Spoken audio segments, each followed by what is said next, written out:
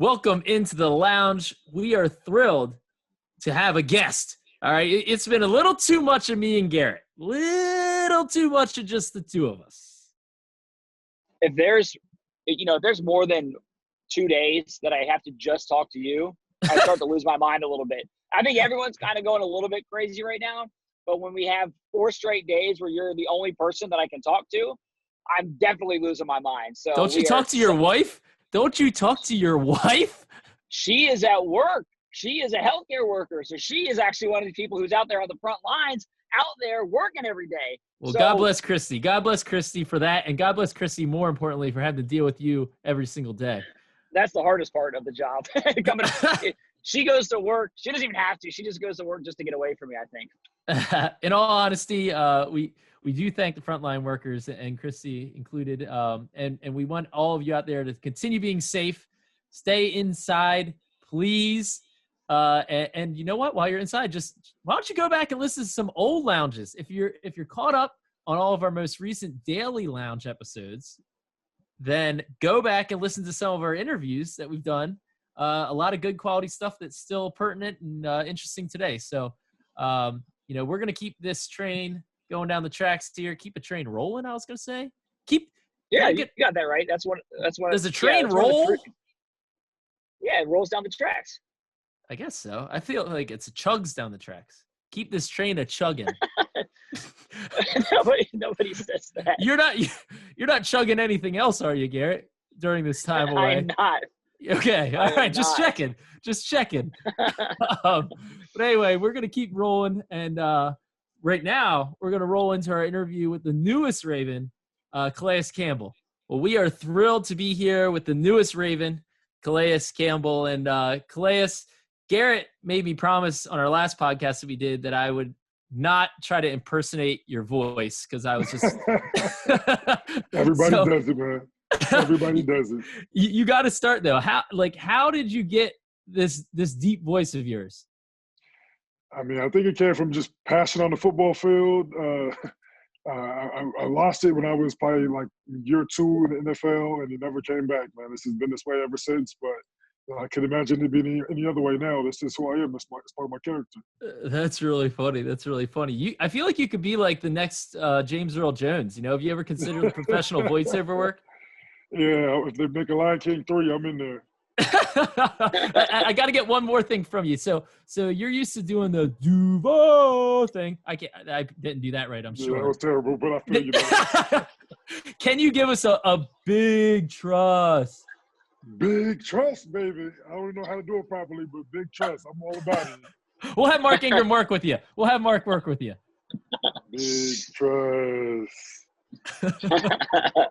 Love it. So Calais, when you got the news this week, just what was the reaction when you found out it's going to happen, that you're going to end up coming to Baltimore? I was excited about it. I've been a fan from far for a long time. I grew up a big, Ray Lewis, Ed Reed, those guys were 2 of my favorite players growing up. So I've always kind of had an admiration for the Ravens. So, when they called, I was very interested and being able to work this deal out so that I could become a Raven. I was very, very excited about it. Did you have any hunch over the past weeks or months that the Ravens could be interested? Because to me, Ryan and I have talked about this. As soon as your name started to kind of come up on the market, both of us said the idea of you coming to Baltimore is like the perfect fit. It's like the ultimate Ravens move. You just seem like a Raven. Did you feel like there was any possibility of that, if you go back a few weeks? I didn't expect to get traded or anything. So, I didn't expect this to happen. Maybe next year after I went to free agency or something, but not before.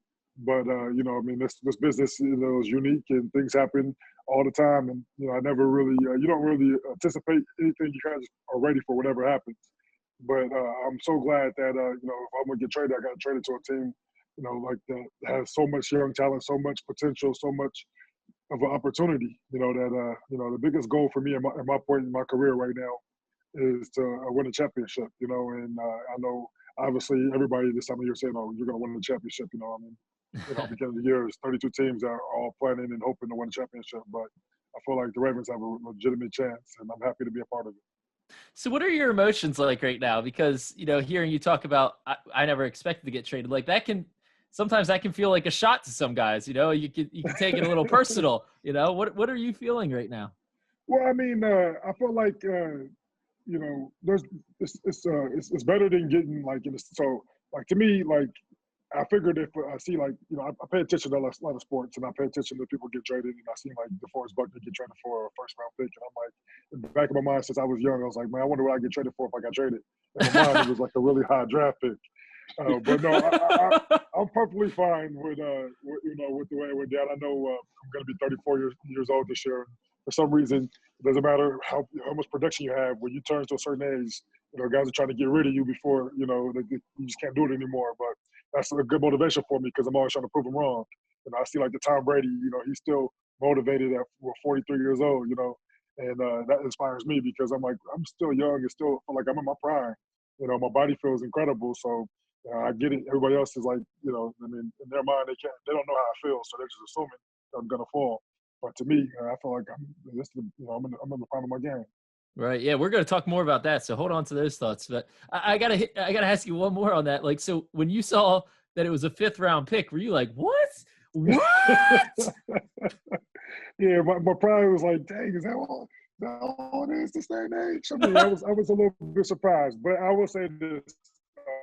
I get it's all circumstantial. I mean, I have a big cap number, and we were able to bring that down with an extension, which was nice. And so there's a lot of things that are moving parts to it, but I have to justify for myself that okay, 5th round pick isn't that bad. So, Calais, one thing that has been cool over the past couple years is I've seen you interact with current players on the Ravens at the Pro Bowl. You got to interact with the coaching staff who was there this year, Wink Martindale, John Harbaugh, and the Ravens had 12 players there this year. You got to know Brandon Williams a couple years ago. We got a great video of him interviewing you at the Pro Bowl back in 2018. What was the sense of getting to know these guys? And did you feel like when the trade happened, like, oh, I already know some of the guys over there, and I feel like this is just going to be a natural transition? Yeah, without a doubt. I think that played a big role into it because, obviously, we had to work out an extension for this deal to go through. And so I had to agree to something or the deal would have got pulled. And so, I'm going through my process of, I really had like a date, I mean, I guess it might have been 36 hours I might have had before they wanted to kind of hear back. And so I made a couple calls and talked to a couple people who I know or been a part of the organization in the past and are now. And, but in a way, Mark Ingram, Brendan Williams, Lamar, they got to be around Ronald Staley, Ronnie Staley, Humphrey. I mean, there's a lot of guys I've been around the last, let's say 3-4 months.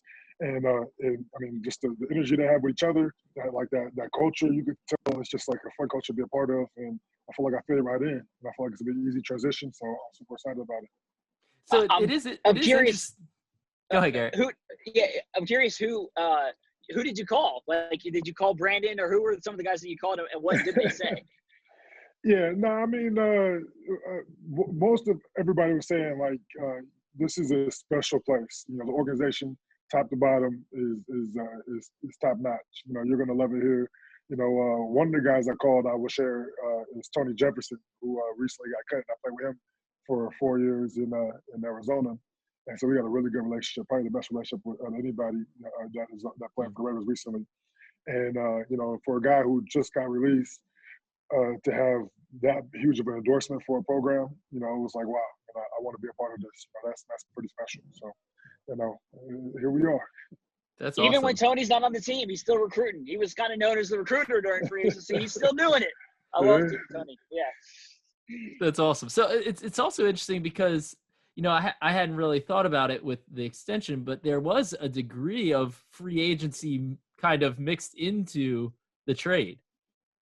So what can you talk about the extension, that the 1-year extension and I mean, do you look at this as, hey, I'm probably going to finish my career in Baltimore or what? Yeah, I mean, that's the goal. I mean, I feel like I got a lot of good football left in me. And I want to play as long as I love the game and I'm healthy. So, I mean, hopefully we can, do some great things together for these next 2 years, and that can lead to, a longer term, contract. I mean, who knows? I mean, but I do know that Baltimore, from what I hear, is just a great culture. Has a winning culture that I'm eager to be a part of, and just kind of put my hand in the pile and do all I can to try to bring a championship back to Baltimore. And my biggest goal at this point in time in my career is win the Super Bowl. Right. That's why I do it, and I know that's a tall task and hard to do, but I feel like it's right there in front of us, and so I'm ready to put my hand in the pile, and go to work. How much did you pay attention to the Ravens' success last year, going 14-2? A whole lot, a whole lot. I'm a big football fan. I mean, even as especially like, I'm a Lamar Jackson fan too. I watched him in college. I'm an ACC guy, so I pay attention to all the ACC teams more than other teams. And there's a lot of trash talking. I have a lot of teammates who are SEC guys and Big Ten guys, and they're all like, you kind of hate on the ACC. So I always try to follow my ACC guys around. And and Lamar, I really want to see him do well. I feel like he kind of got a lot of disrespect, or getting drafted, and nobody really knew this was going to happen. A lot of guys were talking bad about it. So I was always happy to see him do well. Well, some of the things I like best from your highlights is when you hit Derrick Henry, and after what happened to us last year in the playoffs, I'm kind of banking on you putting together a few more of those hits. Oh yeah, now Derrick Henry's the beast now, but I definitely, I feel like I got something for him. You bring up Lamar Jackson, Calais. I'm curious, for a veteran player like you, is the idea of joining his team and playing with him, is that like an attractive thing for a player of your caliber? It was, I mean, obviously, he's still a young player, still developing, still, just scratching the surface of how good he can be. But I saw his potential. When I watched the games and turn the tape on, you're like, wow, this guy got something special. I mean, he has just a different level of juice that he does things that people can't do. You can't coach. It's just natural to him. So that definitely played a significant role in this decision. And then you also bring up the college stuff. So Miami guy, is there still that Miami mystique and Ravens defense mystique of the Ray Lewis and the Ed Reed and playing on that history, a defense with that kind of history? Oh yeah, I hope I can do something that they did and have that. Like, just want to be mentioned in the same breath as those guys. I mean, those guys are my role models, the guys I look up to. And I've had the pleasure of being able to call my peers and stuff now too, which is so cool because being just young, I looked up to those guys a lot. And now I got the numbers on my phone and can call them and all that good stuff, which is it's kind of like surreal. I'm sure you think about it like it's how it's supposed to be, but I'm still just a big football fan, little kid, big football fan at heart. So this is definitely it's kind of cool to be mentioned the same breath as those guys. Do you have a Ray Lewis or Ed Reed fat head? No fat heads for me. I should get one though. You gotta tell us honest, and we won't. I don't think Ed or Ray listens to the pod, so you can be truthful here. Were you more of a Ray Lewis guy or an Ed Reed guy? Oh man, I think you can't really. I mean, I feel like they kind of go together now. I mean, I will say though, Ray Lewis has been my I studied because I study greatness. Like I always say, I study greatness. Like Michael Jordan, Tom Brady, Tiger Woods. Like you go down the list of all the people I've studied in my life that are just done great things. Not even in the sports world, in the business world too. But Ray Lewis has probably been the number one guy I've studied throughout my life. Just like as far as his the way he speaks, his leadership, also like just his workout regimens, like just the motivation, the tenacity. He's a guy I've just studied a lot, so he's definitely my favorite. You talk about being older and the perception and all that stuff, and the Ravens have just such a rich history of bringing in veteran players who on their third contract or whatnot and having a lot of success. I mean, Steve Smith, Eric Weddle, Mike Wallace, Earl Thomas, Mark Ingram. Now, do you feel like the NFL just has it wrong when it comes to veterans, that like they just think that guys, once they hit 30, like, all right, they're done. Like they're of no use. Like, does the NFL have that completely wrong?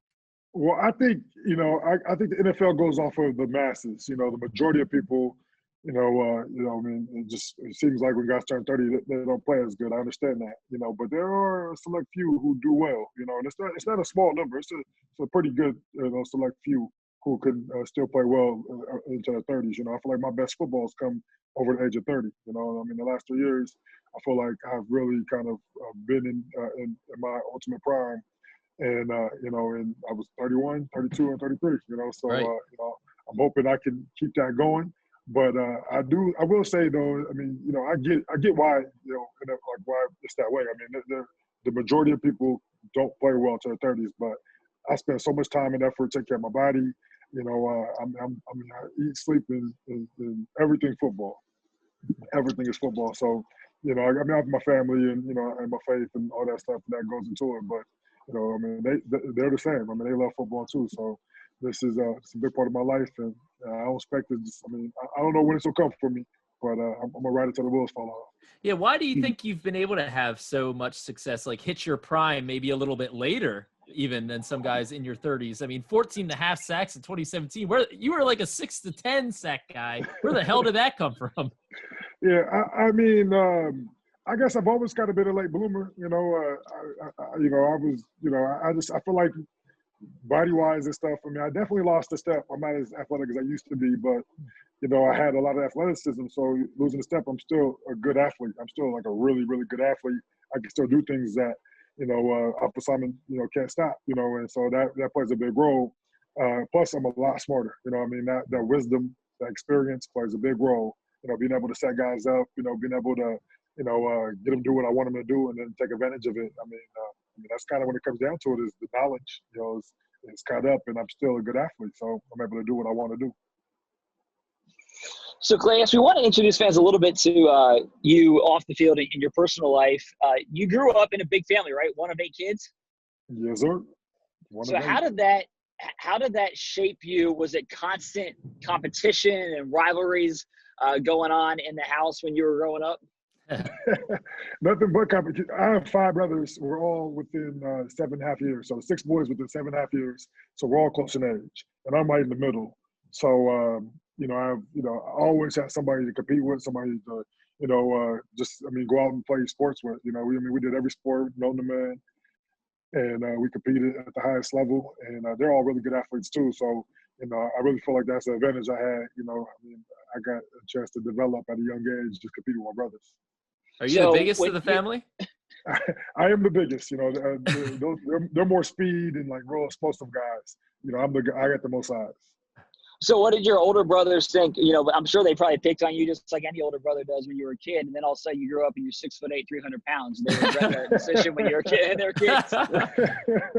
Yeah, no, I definitely. There was a point in time where I got bigger than my older brothers, and I could kind of, I feel like I could hang. They stopped picking on me. That's for sure. So on a serious note, Clay, I mean, I heard, part of your story, your incredible background is that you spent and your family time in a homeless shelter for half a year when you were in junior high.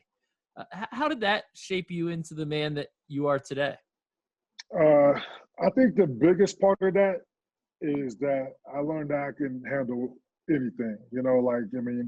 Obviously there are a lot worse things than living in a homeless shelter. And it was a family homeless shelter, so I got to stay with my family. It wasn't too bad. It's not like I was on the street or anything, but I learned that I can handle anything. As a family, we stayed together, and my dad did a really good job of making sure that we understood this is temporary and that we will be okay. Just hang tough, But it developed that mentality that no matter how bad things get, no matter what you're going through, if you just set the course and stay focused on the small things and being who you are, stay true to yourself, that you can get out of it. You can fight back to where you want to be. And we moved out of that, moved into a 1-bedroom place for a little while, and then we ended up moving to a 5-bedroom house, like I think a year later. So, wow. It was pretty sweet. Just seeing that if you stay the course, that you can get what you want. You just got to stay focused. I don't know if you know this, but Brandon Williams, kind of a similar story. I mean, he spent some time in his family in a homeless shelter, and that's what he does, a lot of community work kind of in that area. Yeah, I didn't know that. That's awesome. Yeah. So work up together. Yeah, exactly. I mean, obviously you're the Walter Payton Man of the Year last year. Can you just talk a little bit about, your mission in the community and what you plan to bring to Baltimore? Yeah, obviously I want to learn the city, just see where I can add value. Um, One thing I know for sure is I definitely want to help homeless families and homeless people. So that's always going to be there. Reading initiatives. I want to have kids just I want to make reading fun for kids throughout school, especially in that middle school age range. So that's exciting. Financial literacy is important to me, especially with those high school and middle school kids. Feeding, food banks and just making sure people got something, food, a meal to eat. I also, I give away a scholarship every year, and that's something I want to continue. And I would like to, bring that to the Baltimore area, and try to find the kids with potential who just need a little help them get there. We have a few things we're trying to do too, some new stuff that we're working through. We're trying to give away a business grant, which is going to be interesting to see how that one goes. But I think it's important. My dad he tried to be an entrepreneur. Now he failed a few times. That's why we end up in the homeless shelter. But Hey, that happens to all entrepreneurs, right? yes, it does. But it's that mentality of he had really good ideas, but he didn't really have the help. He didn't have the resources to really get it going like he wanted to. And like you look back and it was like that was a really good idea, So was that one. It just he needed help. So we're starting a business grant in my father's name, which is gonna be pretty cool. That's really cool. I could just imagine you reading kids stories. Like you have the perfect voice for like Big Bad Wolf or something like that, Yeah, you never know.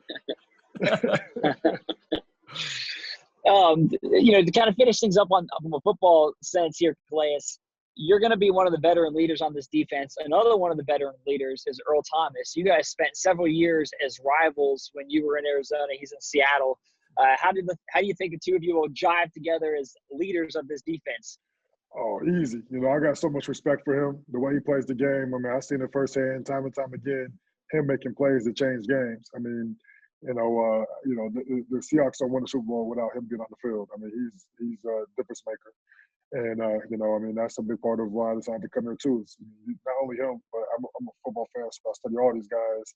And you got 3 All-Pros, on the back end. What D lineman doesn't want to play with 3 All-Pros? And, Earl Thomas was definitely a guy who's going to have a gold jacket one day. So, I'm eager to line up with him, go to war, and see if we can bring a championship to Baltimore. Hey, man, let's get you that gold jacket now. Here we go. That's the goal, baby. That is the goal. Well, that's one for you. Just you talk about the back end, all the all pros. How about the defensive line now? Got you, Brandon, and reportedly, we still have to say reportedly. I don't know if you've seen all this stuff, Clay. It's been a hot mess. Reportedly, Michael Brockers also. What are your thoughts about the trio that you guys are going to present? Oh man, I think we're gonna be wrecking shop, man. It's just Brockers is the other guy I got a chance to play in the same division with and see firsthand. Just seeing what he can do. Just his whole overall makeup. I mean, he's a special guy. I feel like with his talent, his size, his ability to play against the run. Brandon Williams, myself, and Judon. I mean, that's a special lineup, man. We're gonna be hard to run against, hard to throw against. I mean, we'll be wrecking shop, especially with the back end giving us time. I plan to take advantage of it, man. I'm looking forward to it. I love it. Wrecking shop. That sounds good to me. Well, thank you so much for joining us, Calais. We appreciate it, man. Hey, no problem. Thanks for having me. Well, awesome stuff from Calais Campbell. Just an awesome guy. I mean, you see why the Ravens have said that he's been on their radar for a really long time. And I feel fortunate that we're able to get him here on the back 9 of his career. We're not going to stay at the end of his career, the back 9 of his career. Just really excited to meet him in person. Kind of a funny story after we stopped recording. He said this whole process has been crazy. He had to go to FedEx, actually stand in the FedEx, sign his contract, and send it back that way. I made sure that he washed his hands before and after and was totally safe. So that I think we're good. All right. But just it's wild how coronavirus is affecting everything. Yeah, it honestly is. And I agree with you. I mean, he just seems like an awesome dude. He's, I thought it's always interesting when a guy comes to a new team. There's just like a lot of emotions, like a little bit disappointed about getting traded, and that's kind of a little bit of a shock. But then also excitement about joining a new team and getting a new contract and having all, kind of those first day of school butterflies that I'm sure he has right now. So it's always interesting to talk to a guy in a situation like he's in. But like we've said all week, I just think that he's going to be the perfect fit, personality-wise, performance-wise. He's just going to bring so much to this defense. So I'm excited to have him in Baltimore, no question. Do we need to send Tony Jefferson a thank you card? We should, man. TJ, like I said to Clay, it's like Tony has been one of the most active recruiters in free agency. And I think that just speaks to the kind of person he is, to be honest, that he was released a few weeks ago. And for him to still basically put in a word of recommendation about the Ravens and the organization, I think that speaks to Tony and his character, and then also speaks to the organization as a whole. So that was pretty cool to hear that. Yeah, completely. Anyway, thanks once again to Calais. And thank you all for listening and staying with us here during the Daily Lounge episodes. As always, you can reach us at thelounge@ravens.nfl.net. We do have some great emails. Since we were interviewing Calais and we knew that would take up a lot of our time today, we're not going to read any today, but we promise we will get to those. And make sure that you're sharing this, okay? We want you to share this with everybody in your network to make sure that everybody's heard about the Lounge. And like we said a couple days ago, we have some other big guests coming on. Eric DeCosta is going to join us on Monday, as well as team president Dick Cass, to talk about how coronavirus has affected the Ravens operations. So a lot of good stuff coming. I think, keep fingers crossed, we're going to get Michael Brockers on the pod as well. So really exciting stuff. Make sure you hang with us, and we'll be back with you. Are we doing a weekend pod? Nah, it's a daily pod except for the weekend. Okay, we're taking the weekend. Going from once a week to 5 days a week is enough of a jump. We're not going to 7 days a week. All right, the editor has spoken. Well, thanks for listening. We'll be back with you on Monday.